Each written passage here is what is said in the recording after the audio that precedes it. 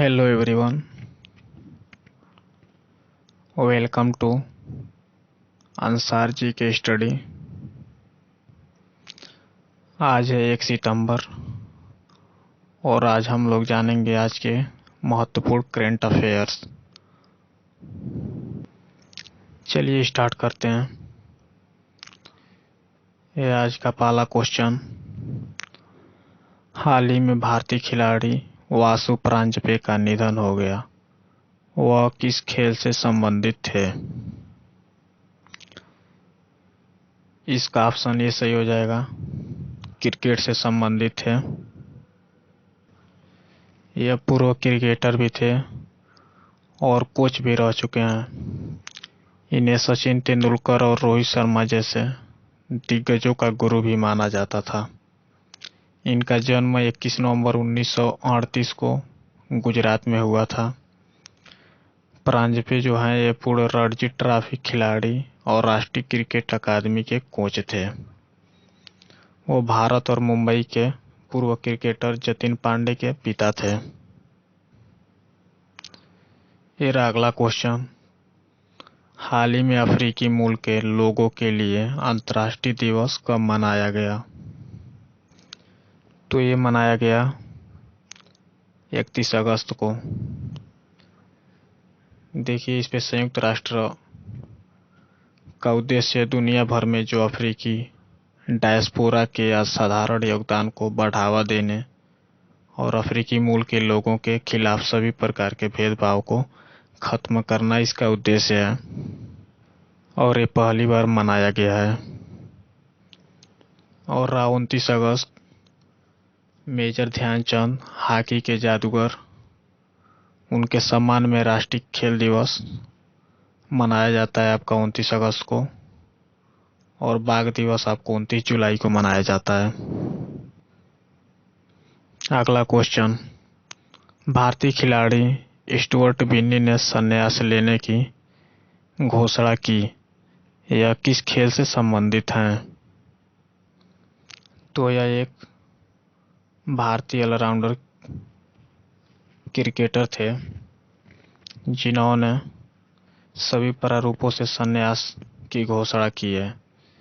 इन्होंने 6 टेस्ट, 14 एकदिवसीय और 3 T20 अंतर्राष्ट्रीय मैचों में टीम इंडिया का प्रतिनिधित्व किया था, जिसमें उन्होंने कुल 459 रन और 24 विकेट हासिल किए थे। ये जो स्टुअर्ट बिन्नी हैं, यह भारत के पूर्व चयनकर्ता रोजर बिन्नी के बेटे हैं, जो 1983 विश्व कप विजेता टीम का हिस्सा थे। इंडियन प्रीमियर लीग में वह राजस्थान रॉयल के लिए खेले। बिन्नी के नाम वनडे प्रारूप में सर्वश्रेष्ठ गेंदबाजी का रिकॉर्ड है। भारत ने 105 रन पर आउट होने के बाद बांग्लादेश को 58 रन पर आउट कर दिया। उस मैच में बिन्नी ने केवल 4.4 ओवर में 6 रन देकर 4 विकेट लेते हुए एक संसीज सम्मान कमाया था। तो बहुत इम्पोर्टेंट है, याद रखिएगा। ये अगला क्वेश्चन, टोक्यो पैरालंपिक 2020 ओलंपिक में सुमित अंतिल ने कौन सा पदक जीता है? तो इन्होंने स्वर्ण पदक अपने नाम किया है और इम्पोर्टेंट है, ये भाला फेंक से संबंधित है। देखिए, आप लिस्ट में जाके अब तक भारत 8 पदक जीत चुका है। सभी का वीडियो बना दिया गया, प्लेलिस्ट में जाकर आप देख सकते हैं। ये रहा अगला क्वेश्चन, पेंशन फंड नियामक और विकास प्राधिकरण ने राष्ट्रीय पेंशन प्रणाली के लिए प्रवेश आयु 65 वर्ष से बढ़ाकर कितनी कर दी है? किसका आंसर ये सही हो जाएगा, ऑप्शन नंबर ए 70 वर्ष। देखिए, पहले 18 से 65 वर्ष थी, जिसे अब संशोधित कर 18 से 70 वर्ष कर दिया गया है। ये रहा नेक्स्ट क्वेश्चन, हाल ही में किनको HSBC एशियाई इकाई के एक स्वतंत्र निदेशक के रूप में नियुक्त किया गया है? तो इसका ऑप्शन बी सही हो जाएगा, रजनीश कुमार, जो भारतीय स्टेट बैंक के पूर्व अध्यक्ष थे। अब HSBC का फुल फॉर्म क्या है, तो ये जान लीजिए, Hong Kong and Shanghai banking corporation HSBC। इसके वर्तमान समय में CEO पीटर वोंग हैं और संस्थापक है थॉमस सदरलैंड। इसकी स्थापना 1865 ईस्वी में की गई थी। सभी बातें महत्वपूर्ण हैं। अगला क्वेश्चन, हाल ही में महिलाओं समेत सुप्रीम कोर्ट के 9 नए जजों ने शपथ ली। इसमें महिलाओं की संख्या कितनी है? तो भारत के मुख्य न्यायाधीश NV रमन्ना द्वारा 3 महिलाओं सहित 9 नए न्यायाधीशों को सर्वोच्च न्यायालय के न्यायाधीश के रूप में शपथ दिलाई गई है। तो इसका ऑप्शन 3 सही हो जाएगा। 3 महिलाएं हैं और ये 9 न्यायाधीशों के शपथ ग्रहण के बाद सुप्रीम कोर्ट की शक्ति 34 की स्वीकृति शक्ति में से CJI सहित 33 हो जाएगी। इनका नाम भी याद रखिएगा, विक्रमनाथ, जस्टिस BV नागरत्न और तीसरे हैं जस्टिस PS नरसिम्हा, चौथे हैं अभय श्रीनिवास ओका, पांचवें हैं जितेंद्र कुमार माहेश्वरी, छठे हैं हिमा कोहली जो तेलंगाना उच्च न्यायालय की पहली महिला मुख्य न्यायाधीश भी हैं। हिमा कोहली महिला है, इन्हें याद रखिएगा। सातवीं है CT रवि कुमार, आठवीं है जस्टिस MS सुंदरेश और नौवीं बेला M त्रिवेदी। इस समय गुजरात हाई कोर्ट के जज थे ये जो हैं बेला M त्रिवेदी। तो सर्वोच्च न्यायालय के 48वें मुख्य न्यायाधीश बता दिए आपको NV रमन्ना है और सर्वोच्च न्यायालय की स्थापना 26 जनवरी 1950 को हुई थी। अगला क्वेश्चन है, भारत और जर्मनी का अदन खाड़ी में संयुक्त समुद्री अभ्यास में भारतीय नौसेना का प्रतिनिधित्व किसने किया है? तो भारत की तरफ से त्रिकंद ने प्रतिनिधित्व किए हैं और जर्मनी की तरफ से बायर्न। इसका ऑप्शन आपका B सही हो जाएगा, भारत की तरफ से त्रिकंद। और मेन बात यह है, इसका उद्देश्य है कि समुद्री क्षेत्र में दोनों देशों की नौसेनाओं के बीच अंतर संचालनीयता और सर्वोत्तम प्रथाओं का आदान प्रदान करना इसका उद्देश्य है। अगला क्वेश्चन देखते हैं, हाल ही में किस राज्य ने महिलाओं के लिए मिशन वात्सल्य नामक एक विशेष मिशन शुरू किया है? तो इसका ऑप्शन ए सही हो जाएगा, महाराष्ट्र। देखिए, महाराष्ट्र सरकार ने कोविड-19 में अपने पति को खोने वाली महिलाओं की मदद करने के लिए मिशन वात्सल्य शुरू किया है। यह विधवाओं के लिए डिजाइन किया गया है, जिसमें ग्रामीण क्षेत्रों, गरीब पृष्ठभूमि और वंचित वर्गों से आने वाली विधवाओं पर विशेष ध्यान दिया जाएगा। इस मिशन के तहत संजय गांधी निराधार योजना और घर कुल योजना जैसी योजनाओं से महिलाओं को फायदा होगा। तो महाराष्ट्र के इस समय राज्यपाल भगत सिंह कोश्यारी, राजधानी है मुंबई और CM है उद्धव ठाकरे। महाराष्ट्र की कुछ अन्य और भी योजना है जिसे बता दे रहे हैं। शिव भोजन थाली योजना, जो गरीबों को 10 रुपए में भोजन उपलब्ध कराना इसका उद्देश्य है। एक और है मिशन ऑक्सीजन सेल्फ रिलायंस योजना, ऑक्सीजन उत्पादक उद्योगों को प्रोत्साहन देने के लिए। और एक माई फैमिली माई रिस्पॉन्सिबिलिटी, जो कोविड-19 लक्षणों की जांच हेतु घर घर जाकर सर्वेक्षण करना इसका उद्देश्य है। ये सभी योजनाएं महत्वपूर्ण हैं जो महाराष्ट्र सरकार द्वारा चलाई गई हैं। अब बच गया उत्तराखंड वात्सल्य योजना। ये बहुत महत्वपूर्ण है।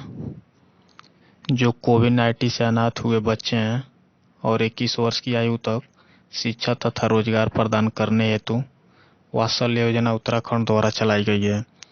और दूसरी योजना है मिशन हौसला, जो उत्तराखंड पुलिस द्वारा कोविड-19 रोगियों के लिए ऑक्सीजन वेंटिलेटर प्राप्त करने में मदद हेतु चलाया गया है। और एक और है अटल आयुष्मान योजना, जो सभी निवासियों को निःशुल्क चिकित्सा उपलब्ध कराएगा। और रह गया गुजरात, तो मुख्यमंत्री महिला उत्कर्ष योजना गुजरात सरकार द्वारा चलाई गई है, और किसान सूर्योदय योजना। और बिहार भी महत्वपूर्ण है। बिहार द्वारा मुख्यमंत्री कन्या उत्थान योजना चलाया गया था, जिसमें कन्या भ्रूण हत्या को रोकना, बालिका शिक्षा को बढ़ावा देना और बाल विवाह पर अनुबंध अंकुश लगाना, ये सब का इसका उद्देश्य था। और एक और है जल जीवन हरियाली अभियान। तीसरा है स्नातक प्रोत्साहन योजना। और चौथा है मुख्यमंत्री वृद्धजन पेंशन योजना। सभी योजना याद रखिएगा। अगला क्वेश्चन है, हाल ही में किसने जलियांवाला बाग स्मारक के पुनर्निर्मित परिसर को राष्ट्र को समर्पित किया? इसका ऑप्शन आपका ये सही हो जाएगा, नरेंद्र मोदी जी। जलियांवाला बाग 13 अप्रैल 1919 को बैसाखी के त्यौहार पर यह नरसंहार हुआ था, आपको पता है, जिसमें जनरल डायर ने गोलियां चलवा दी, जिसमें अनगिनत क्रांतिकारियों बलिदानियों सेनाओं की मृत्यु हो गई। और जनरल डायर को आपको पता है उधम सिंह ने 1940 में लंदन में जाके मारे थे। तो इसका ऑप्शन ये सही हो जाएगा, नरेंद्र मोदी जी ने उद्घाटन किया है और इसमें कई विकास पहलुओं को भी घोषणा की है। अगला क्वेश्चन देखते हैं, उस भारतीय ग्रैंड मास्टर का नाम बताइए जिसने 2021 बार्सिलोना ओपन शतरंज टूर्नामेंट का खिताब जीता है। तो भारतीय हैं आपके SP सेतुरमन। ऑप्शन डी सही हो जाएगा इसका। अब देखते हैं, आनंदा मोबाइल ऐप किस संगठन द्वारा लॉन्च किया गया है? तो इसका ऑप्शन आपका सी सही हो जाएगा, LIC, भारत जीवन बीमा निगम। तो इसका मतलब क्या है? तो एक मोबाइल ऐप के साथ एजेंटों और बिचौलियों के बीच आनंदा का उपयोग स्तर बढ़ाया जाएगा और LIC को नए व्यवसाय की किस्मत को बड़ी ऊंचाइयों पर ले जाने में मदद मिलेगी। जो आनंदा टूल LIC एजेंटों को उनके घरों के आराम से नई LIC पॉलिसियों को पंजीकृत करने में सक्षम बनाता है। LIC इस समय इसके वर्तमान अध्यक्ष हैं AM.R. कुमार। इसकी स्थापना 1 सितंबर 1956 को हुई थी, जिसका मुख्यालय मुंबई में है। ये अगला क्वेश्चन, पुणे में आर्मी स्पोर्ट इंस्टीट्यूट का नाम हाल ही में किस खिलाड़ी के नाम पर रखा गया है? तो इसका ऑप्शन बी सही हो जाएगा, नीरज चोपड़ा। नीरज चोपड़ा जो टोक्यो ओलंपिक में एकमात्र भारतीय बने हैं इस बार, जिन्होंने स्वर्ण पदक अपने नाम किया और भारत का नाम रोशन किया। इन्हीं के नाम पर जो पुणे में आर्मी स्पोर्ट इंस्टीट्यूट है उसका नाम रखा गया है। अगला क्वेश्चन देखते हैं, भारत सरकार ने निजी वाहनों की मुफ्त आवाजाही के लिए भारत सीरीज फीचर पेश किया है। भारत श्रृंखला कितने वर्डों का कोड है? इसका ऑप्शन डी सही हो जाएगा, 10 अंकों का कोड है। तो बच्चों, ये आज का महत्वपूर्ण करंट अफेयर्स। और कैसा लगा ये सेशन कमेंट बॉक्स में ज़रूर बताएं। फिर मिलते हैं अगले दिन नए करंट अफेयर्स के साथ। तब तक के लिए जय हिंद बच्चों।